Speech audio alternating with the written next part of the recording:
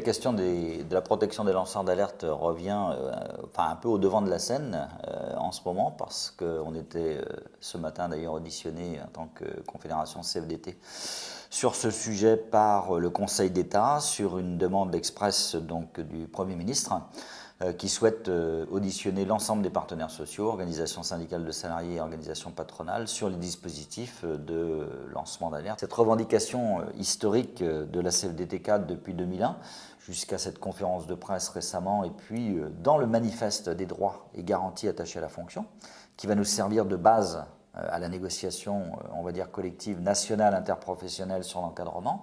On y a fait figurer en première page la question du droit d'expression et du droit d'alerte professionnel. On pourrait même parler de devoir d'alerte en certaines circonstances. C'est l'actualité récente, que ce soit chez Volkswagen ou il y a encore quelques mois chez Spanghero, où là on était dans le domaine de la fraude.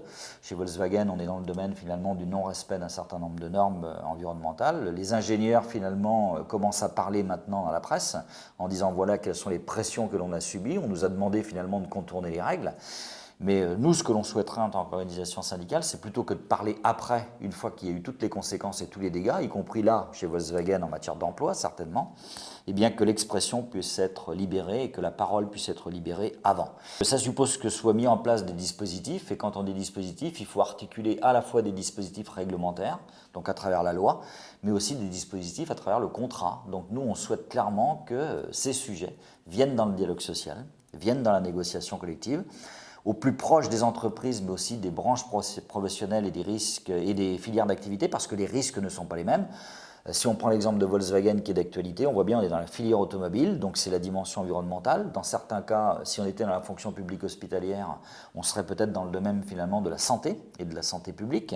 Et puis il y a aussi les risques économiques et financiers autour des risques liés à la corruption. Donc on voit bien qu'il y a une dimension quelque part du métier, une dimension de la profession et des règles de la profession qu'il faudra prendre en compte finalement dans ces dispositifs.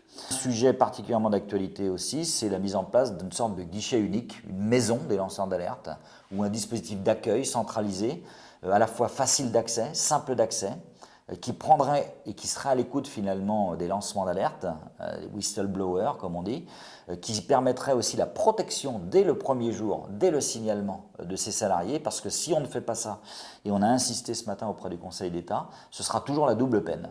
À savoir que le salarié, sous la pression de son employeur, va perdre son emploi et va perdre aussi ses indemnités assurance chômage. On est sur des sujets qui sont au cœur de nos préoccupations.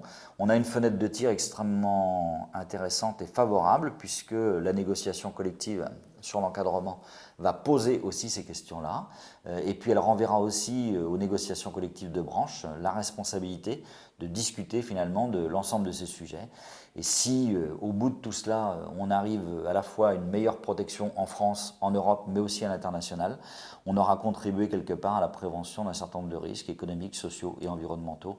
Donc ce combat pour la protection des lanceurs d'alerte, ce combat pour le droit finalement d'expression et le droit d'alerte est un combat syndical.